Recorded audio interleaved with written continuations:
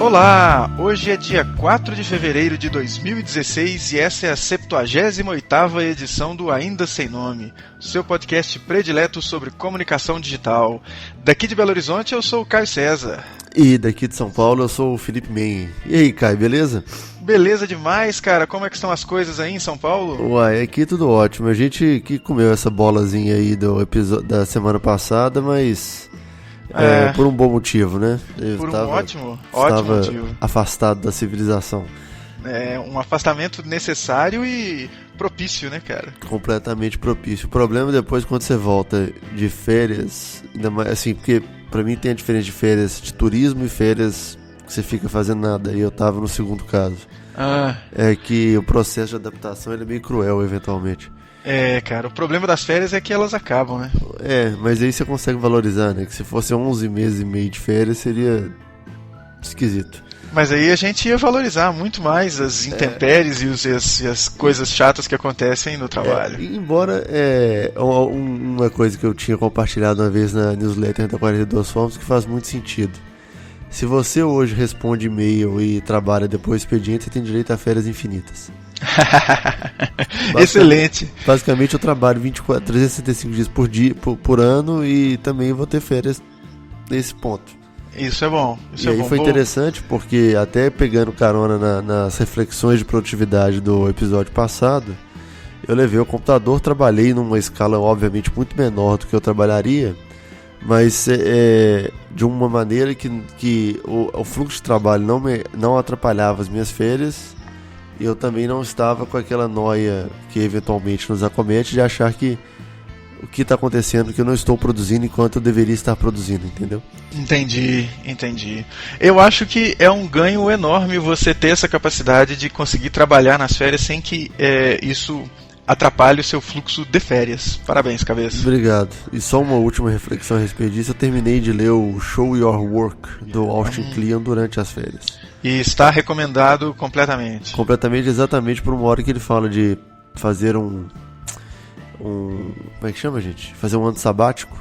Uhum. E aí, obviamente, o planejamento inteiro de um ano sabático, ele cita o caso de um designer X que faz um sabático a cada 7 anos de trabalho. E descobriu que na primeira vez que ele fez o sabático, toda a produção dos 7 anos seguintes foi baseada no que ele viu no ano parado. Então as férias também são importantes para você, principalmente, né, se inspirar um pouco, eu acho, e colocar a cabeça em ordem. Cara, esse negócio de ano sabático é uma coisa maravilhosa. Em 2014, quando eu estive na Colômbia, lá para um seminário acadêmico, eu conheci e fiquei amigo de um colega mexicano. E ele estava se preparando para o sabático dele, que foi em 2015. E aconteceu exatamente isso, cara. Em 2016 agora, nós estamos começando um trabalho juntos, eu, ele e mais outros colegas lá da Colômbia, e é fruto do que aconteceu no sabático dele. E lá no México, ele é professor da UNAM, da Universidade Autônoma do México, e, poxa, cara, a cada 5 anos os caras têm sabático. É uma coisa maravilhosa. Mas não é algo que você... não é tipo, vou fazer um sabático. Né? Exige uma preparação, exige não é um trem, assim, decidir hoje que vou ter um sabático daqui a um mês. Não, e como isso é parte da carreira, né, a coisa é toda programada. Ele tem um fluxo de trabalho que a cada 5 anos ele tira um sabático. Olha que bacana. Ótimo. Ótimo. Muito excelente, né, cara? Chegaremos lá. Chegaremos lá. Um dia farei um sabático. Exatamente. Enquanto isso não acontece, né, cara? Enquanto isso não acontece, a gente continua trabalhando arduamente aqui no Ainda Sem Nome. Isso. E agradecendo também os comentaristas da edição passada, né? Exatamente. Aí de outras edições também. A gente teve um fluxo interessantíssimo aí de comentários de altíssimo nível no site. Estamos gostando bastante e reforçamos a necessidade de que as pessoas participem, comentem e sugiram assuntos, porque, afinal de contas, aqui a gente faz isso para você, ouvinte. Então, o Lucas Cancela, o Camponesa, a Joyce Campos e o Alexandre Borges, que deixaram os comentários. O Alexandre Borges, inclusive, recomendou Recomendou não, ele disse que o Ainda Sem Nome tem salvado as horas de trânsito dele. Salvado ou Isso salvo, mesmo. enfim. Alexandre, vamos apresentar agora boletins do trânsito. Exatamente. A situação no anel rodoviário, como é que ela... E vamos pôr também umas músicas incidentais, assim, para deixar o seu trânsito um pouco mais parecido com o trânsito de sempre. Exatamente. Ainda Sem Nome /Antena 1. Exato. Mas bacana, é isso aí, pessoal. Não se esqueçam de assinar o Ainda Sem Nome, caso você ainda não o faça, e recomendar que seus colegas comparsas assinem o Ainda Sem Nome. Uma coisa muito importante que a gente precisa para que o Ainda Sem Nome cresça mais é que as pessoas compartilhem o Ainda Sem Nome. Então, se você gostou de um episódio, Twitter, use o poder das redes sociais e faça com que o Ainda Sem Nome chegue aos seus comparsas. Isso. E você acessa também no nosso site todos os outros episódios, que é o aindasemno.me, e lá também tem um link para todas as redes sociais, né? É isso aí. Bora para o nosso primeiro assunto? Bora, cara. A gente tinha falado na edição 76, se eu não me engano. Deixar uma pergunta aí para as pessoas sobre se se a internet tem nos deixado muito burro demais. Isso mesmo. A grosso modo. Exatamente. Aí eu gostei da referência sutil aos Titãs. Gostou? Gostei. Na época, Titãs, cara, vamos falar. Opinião sobre Titãs, Caio. Excelente, gosto muito. É uma coisa que acontece quando os caras ficam em atividade por muito tempo, né? Altos e baixos, tem discos ruins, discos ótimos, mas, cara, realmente eu falei há algumas edições sobre música brasileira e de coisas muito ruins que aparecem, falei do Mundo Livre, que eu gosto muito. Eu gosto muito de Titãs, cara, especialmente aquilo do Titãs que marcou o meu desenvolvimento nos anos 1980. O Black Blonde é um disco maravilhoso. Tudo ao Mesmo Tempo Agora, que é uma das últimas participações, ou se não foi a última, do Arnaldo Antunes. O Tudo ao Mesmo Tempo Agora é um disco muito bacana, né? Dali pra trás, cara, o Titãs é uma coisa maravilhosa. Agora... Não, eu ia concordar, mas eu não sou tão da época, né? Do começo do Titãs, naturalmente. Mas é uma banda que eu respeito muito. Inclusive, a única música que eu sei tocar no contrabaixo é do Titãs, que é Polícia. Mas a outra pergunta, o desdobramento dessa pergunta é: você acha que a internet tem nos deixado muito burro demais? Pois é, e a gente perguntou isso para a nossa audiência e as respostas foram... Grilos. O que reforça muito o que a gente fala. Deixar nosso ônibus passar aqui. A necessidade de você, ouvinte, comentar e deixar sua opinião, seus 2 centavos sobre o Ainda Sem Nome. Exatamente. Eu avalio essa participação, ou a ausência da participação, como uma coisa assim: qual é, Caio Cabeça? Vocês só podem estar falando isso retoricamente. A internet não me deixou muito burro demais. Afinal de contas, eu até estou escutando Ainda Sem Nome. Então, olhemos por esse lado. Eu tenho convicção de que é uma pergunta retórica. Se você se você não tiver nascido em 1940, que aí você provavelmente, a grande maioria pode dizer que sim, a internet deixou as pessoas mais burras, porque no meu tempo era diferente. Vamos parar com esse saudosismo, mas na verdade não tem jeito da gente parar, né, cara? E eu acho que fundamenta muito, assim, a minha opinião naturalmente não nos deixou muito burro, entendeu? Mas pode ter deixado, de certa forma, as pessoas mais preguiçosas em alguns aspectos. Porque tudo ficou mais fácil e até o problema do excesso de informação faz com que você fique um pouco com medo de tanta informação. Mas eu acho o excesso de informação maravilhoso. Assim, quando você... eu tô lembrando muito aqui que eu comecei a ler o Beat Literacy. Excelente. Exatamente, excelente. E ele fala exatamente desses excessos todos, né? Sim. Mas eu acho que quando você consegue dominar esses excessos e aproveitar isso, não tem jeito de você não aprender com o que é produzido e divulgado na internet. A gente tem milhões de casos sobre isso. Sim. Pois é, cara. Eu realmente acredito na parte retórica dessa pergunta, porque muito do que se argumenta quando fala que a gente está ficando mais burro são tarefas mecânicas. Tipo, você não sabe mais os telefones dos seus amigos, porque agora está tudo no seu computadorzinho de mão, que é o seu telefone. Você googla tudo, como se você tirar uma dúvida fosse uma coisa de preguiça cerebral. E não é.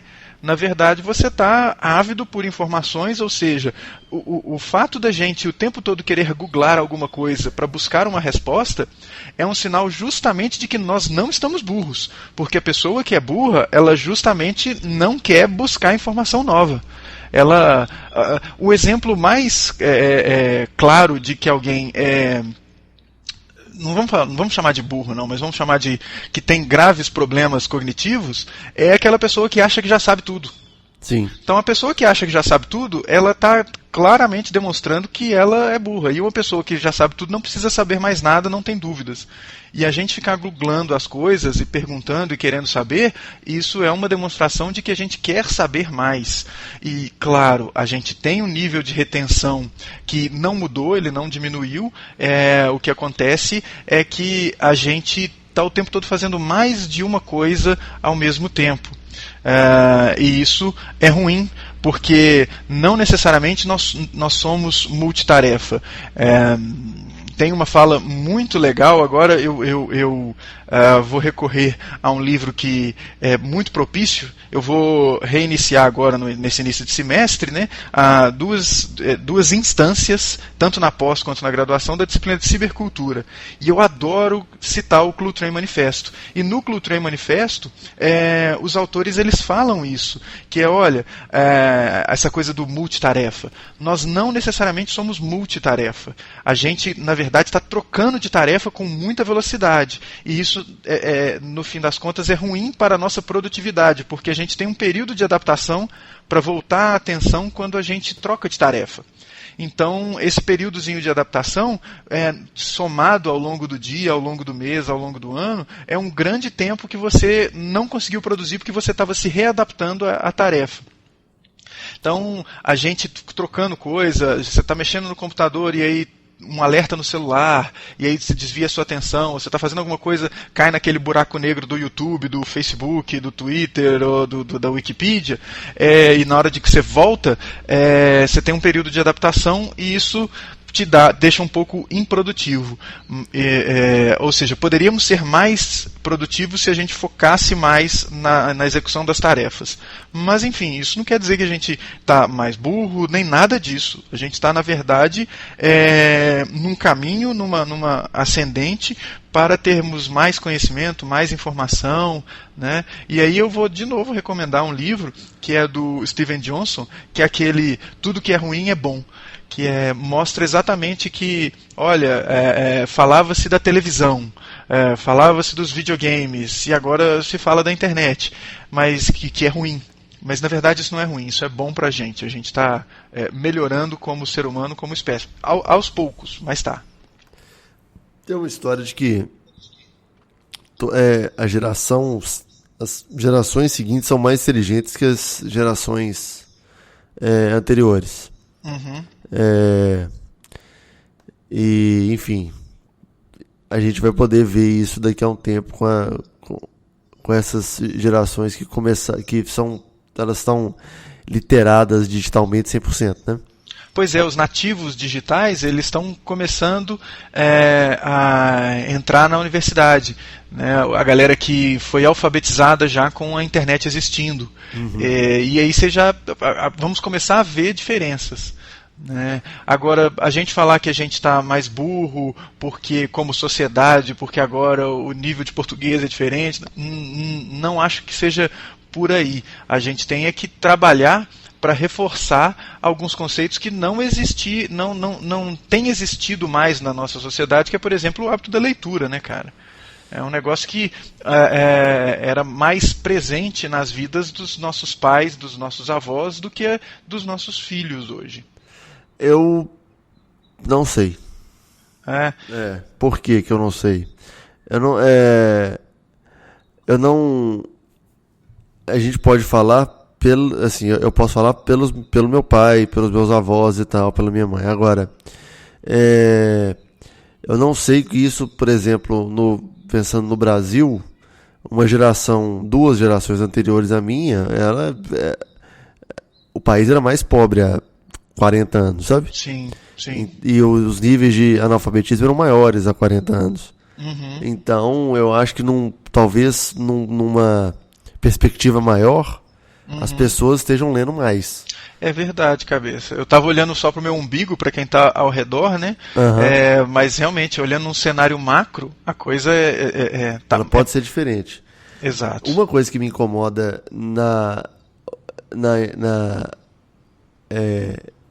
eu ia falar literatura digital, mas na escrita digital é a quantidade de abreviações, enfim, que eu me sinto antigo escrevendo as frases inteiras, as palavras inteiras e tal, mas eu imagino que o que os linguistas acham disso, entendeu? Deve ser uma evolução da língua, não tem jeito. E não necessariamente é uma coisa negativa, né? Mas a gente vê algo que é muito importante. Olha só que bacana esse assunto, cara, que está me fazendo lembrar de muitas coisas. Por exemplo, o livro lá do Alain de Botton, que eu já falei aqui, o Notícias Manual do Usuário, que ele chama para uma reflexão lá no final do livro, spoilers, ele chama para reflexão no final do livro, que é o seguinte: nada vai melhorar se a gente, leitor, não souber interpretar aquilo que a gente está lendo. E isso só vem com a experiência. E se você parar para pensar, esses 20 anos, há 20 anos, né, que 2014, tivemos 20 anos da internet comercial no Brasil aqui, né? Começou realmente as pessoas poderem comprar acesso à internet 94, 95. É muito pouco ainda. É muito pouco tempo para a gente entender exatamente como que as coisas estão funcionando, ou como que a roda roda nesse novo contexto. Então a gente ainda tem que se acostumar e tem que entender. Isso é uma coisa que eu falo com todas as minhas turmas, todos os meus alunos, eu bato muito nessa tecla, que é da postura autônoma. As mídias digitais interativas proporcionam uma autonomia para o cidadão, para o indivíduo, que ele não está acostumado a ter. E é por isso que a gente vê essa postura de preguiça e de consumo maior do que produção de conteúdo. Vai ser sempre maior, mas a produção pode ser maior individualmente e tende a ser, mas eu imagino que ainda estamos naquela posição como sociedade preguiçosa, de costume, de que sempre teve alguém fazendo pra gente. Sim. E aí a gente continua com isso nas mídias sociais, e eu acho que a gente tem que mudar um pouquinho. Sim. Mas vai mudar ao longo do tempo, né, cara? É até uma discussão assim, quando você fala, quando as pessoas querem mais educação, sabe?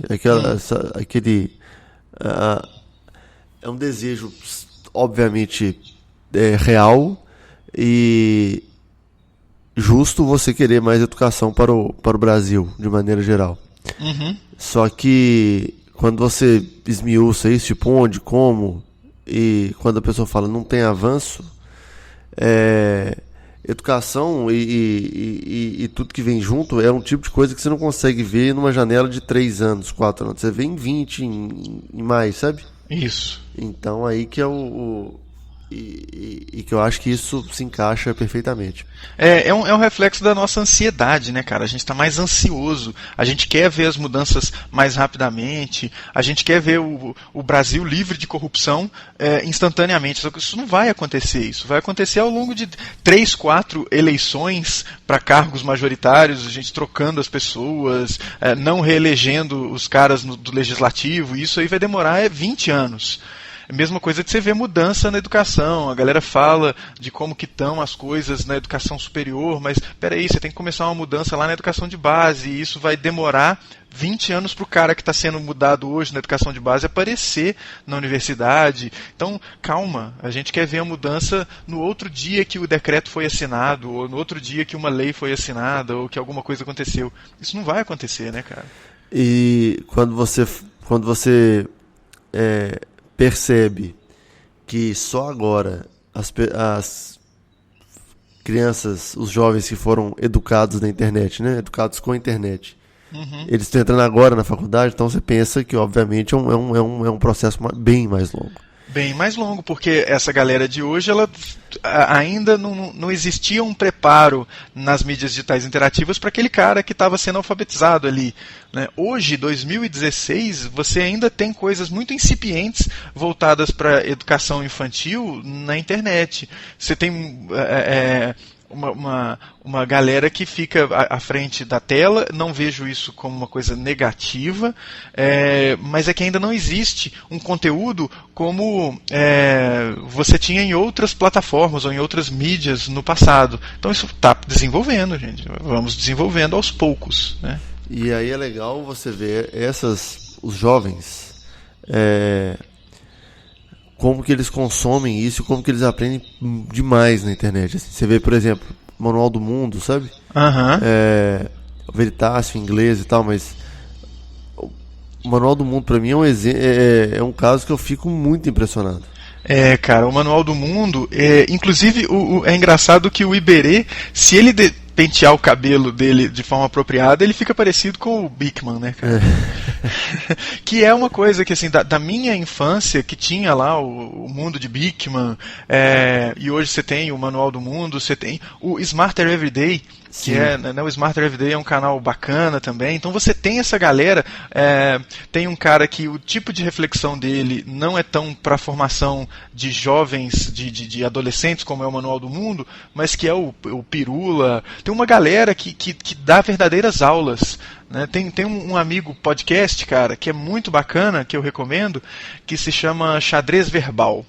Eu tenho recebido excelentes reviews do Xadrez Verbal, que é uma galera de história e de dar um contexto bacana sobre o que está acontecendo no mundo hoje, e você não tinha isso anteriormente. Então você tem essas novas formas de aprender, né, cara? Você teve um contato bacana com o Manual do Mundo no passado recente, né? O Iberê, ele foi um dos convidados da World Skills São Paulo 2015. Ele foi num dia junto com o Marcelo Tass, numa ação que a agência havia desenhado, junto com a diretoria de comunicação lá em Brasília. E foi muito impressionante, assim, porque a gente já deve ter falado disso em algum momento, mas recapitulando, o Marcelo Taz, ele fala para um público, e é muito impressionante como o Iberê, ele é tipo o Marcelo Taz para um novo público, sabe? Isso, para um público um pouquinho anterior, né? Um pouquinho mais jovem. Cara, até bem mais jovem, assim. Você via menino de, sei lá, 8 anos de idade que conhecia o cara. Olha, cara, eu pensava que era tipo dos 11 aos 14, não, dos 11 aos 16. Gente muito assim. mais nova. E ele é o Iberê é um nerd. Ele podia, se ele andar na rua com a gente, você não sabe que ele tem 4 milhões de assinantes no YouTube, que ele deve ganhar um dinheiro com isso, que ele é uma personalidade, sabe? E aí eu lembro que em determinado momento, assim, tinha a comoção com ele é tão grande com os jovens, entre os jovens, que tinha uma preocupação de rota que ele tinha que fazer, porque ele tinha que cumprir uma rota dentro do AMB. E ele falando, eu fui no Campus Party, e aí teve uma hora que eu não conseguia andar mais. Eu fiquei, tipo, cercaram ele, entendeu? E em determinado momento ele desceu, ele estava andando assim, ele viu o canto lá que explicava o que era a ocupação de mecatrônica. E você vê assim, genuinamente curioso com o que estava rolando. E você via a menina assim do lado olhando e falando assim, gente, é o Iberê, meu Deus, é o Iberê. Então, muita gente fala, muito pai falando, pô, meu filho gosta, aprende com você, sabe? Tem essa que você fala, cara, o que é esse cara, velho? Pois é. A geração um pouquinho, assim, e não até gente que é online, mas tá assim, um pouquinho descolado de YouTube ou consome menos notícia de comunicação digital, talvez, não sabe quem é ele. Uhum. Então isso é muito engraçado, mas sabe quem é o Marcelo Taz? Porque o Marcelo Taz ainda é um cara, ok, ele tem uma presença online fortíssima e tal, mas ele é um cara que nasceu na televisão, né? Sim. Então é bem interessante ver isso.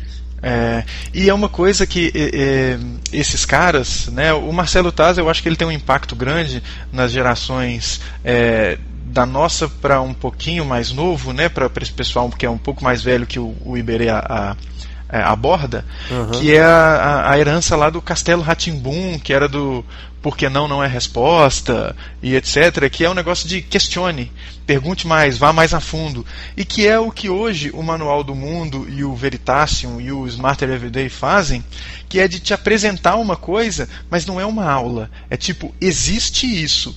E se o camarada tiver um interesse e tiver uma vontade, ele pode correr atrás. E ele vai ver que isso tem um monte de coisas por descobrir ali atrás disso. Então, nesse sentido, cara, não há como você argumentar que a internet ou as mídias digitais estão deixando a sociedade, a gente, pior.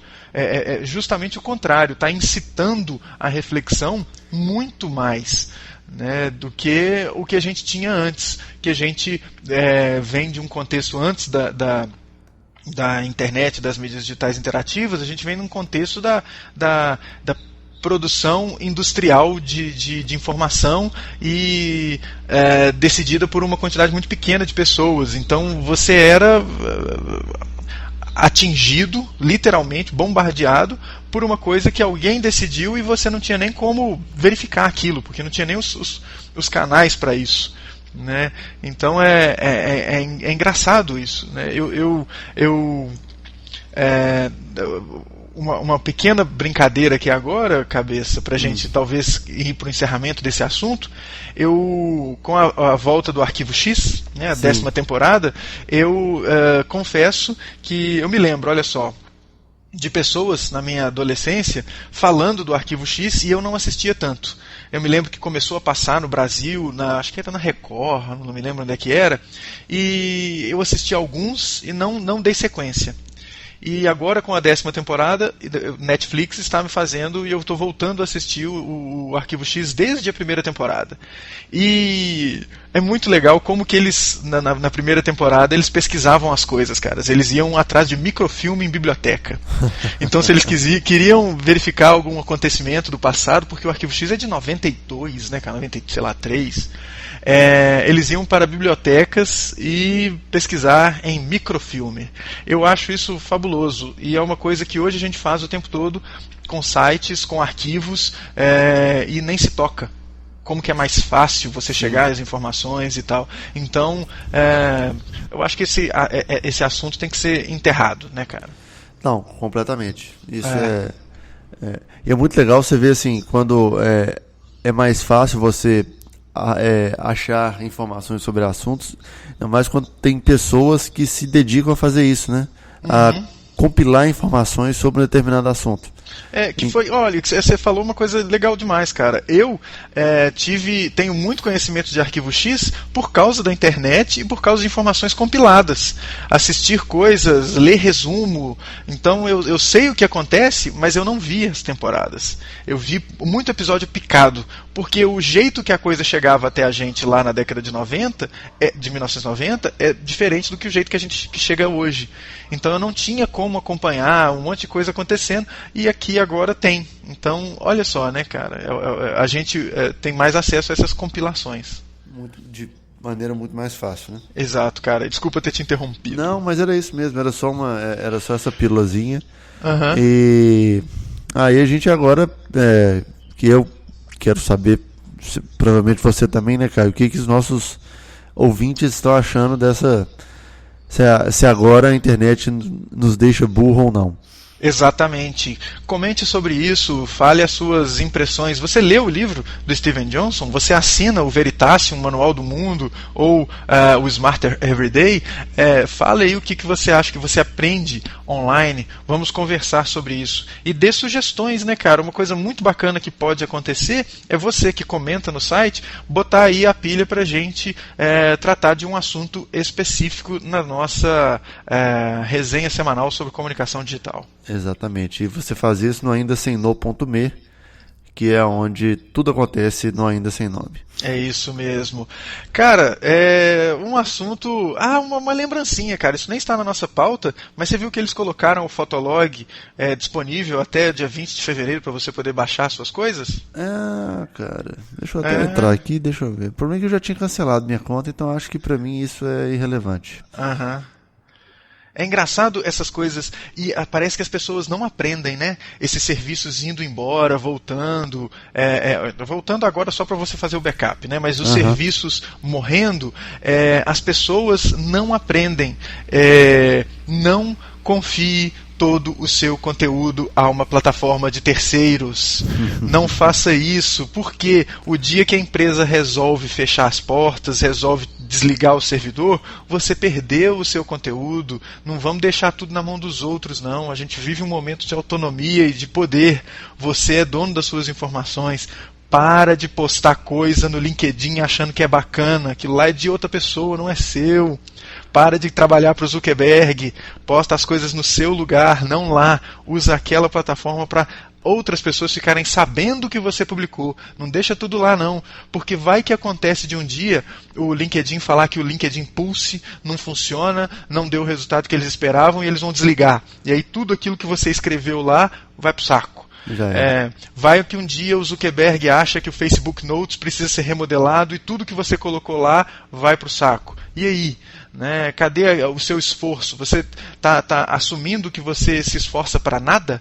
Não faça isso, não. Nem você e nem a sua marca, né, cara? As coisas acontecem e as pessoas não aprendem as lições, né?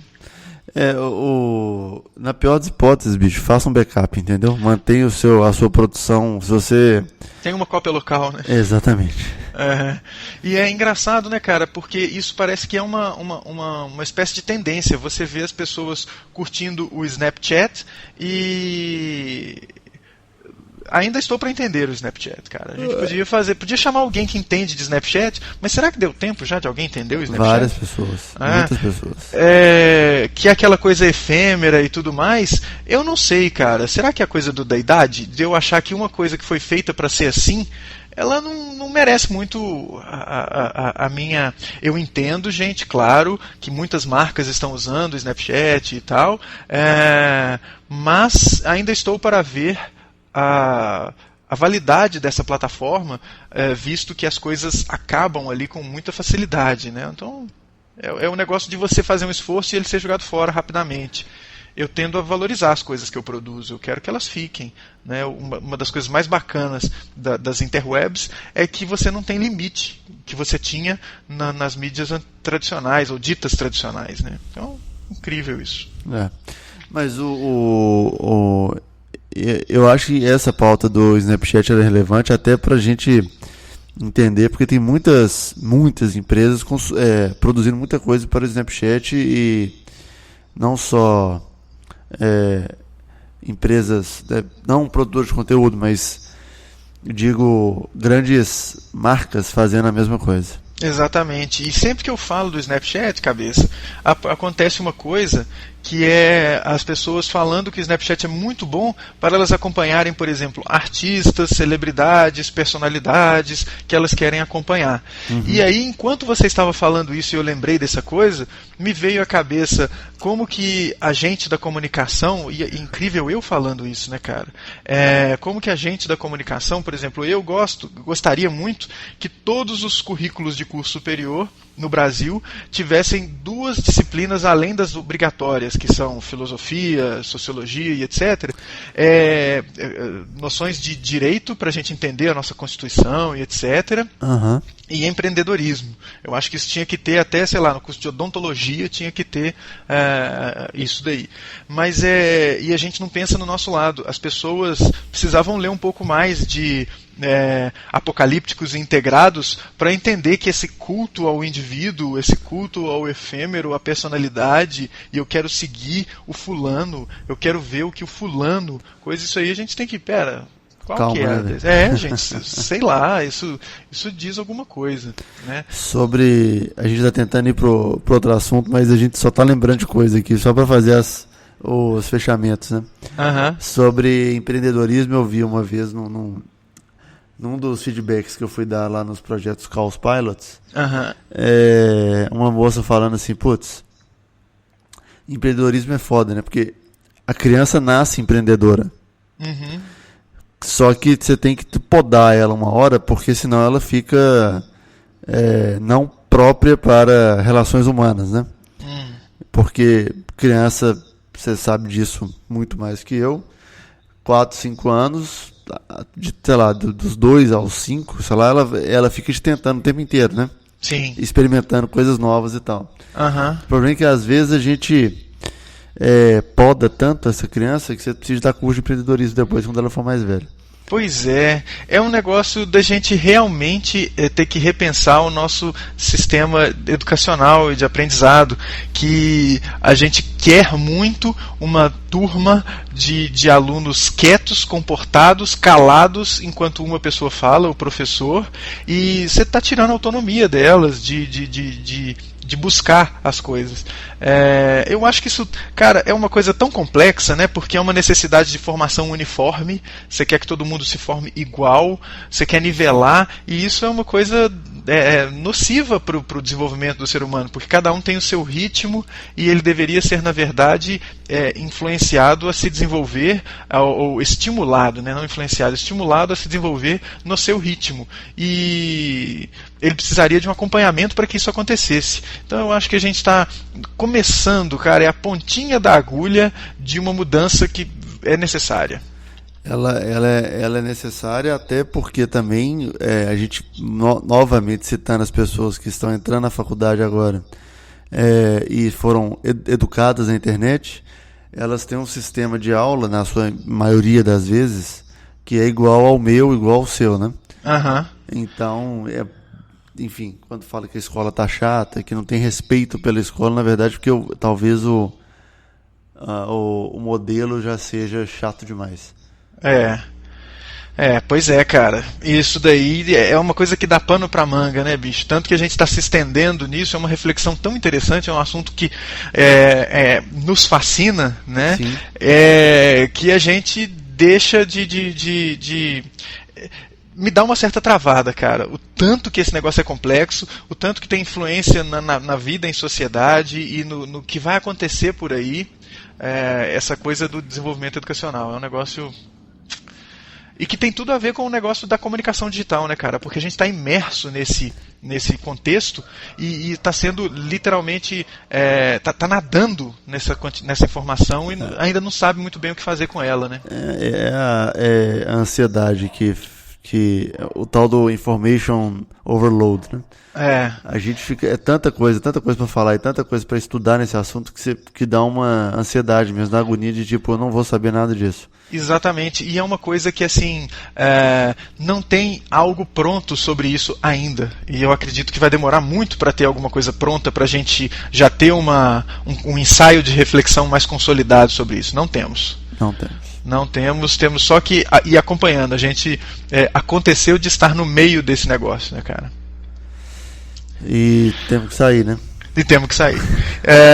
Inclusive, cara, aconteceu da gente estar no meio do seguinte negócio, cara. Estão pedindo a cabeça da Marissa Mayer do Yahoo. Esse é um assunto para a gente apenas apresentar rapidamente aqui no Ainda Sem Nome. Cara, Yahoo tá complicado, né, bicho? Vai demitindo mais de 1.000 pessoas. É um negócio meio... é meio maluco você pensar que... Tô colocando muita aspas aqui, viu, gente? Vocês não estão vendo, mas eu tô fazendo. O Google do começo dos anos 90 ir pro saco, entendeu? Pois é. Porque eu lembro que eu comecei a acessar a internet em 96. Esse ano fazem 20 anos de internet comercial do cabeça. Olha que legal. Eu imagino, eu nem sabia o que era Google em 96, mas eu sabia que eu tinha que cadastrar meu site no Yahoo se ele quisesse ser visto. Não, nem o Larry Page sabia o que era Google, ele estava estudando ainda. Não, Google é de 96, cara, não é não? É de 98, Olha, 98? Eu acho que é da virada de 97 para 98. Então. Mas eu sabia que meu site tinha que ser cadastrado em Yahoo ou nas versões locais tipo KD para poder ser visto, entendeu?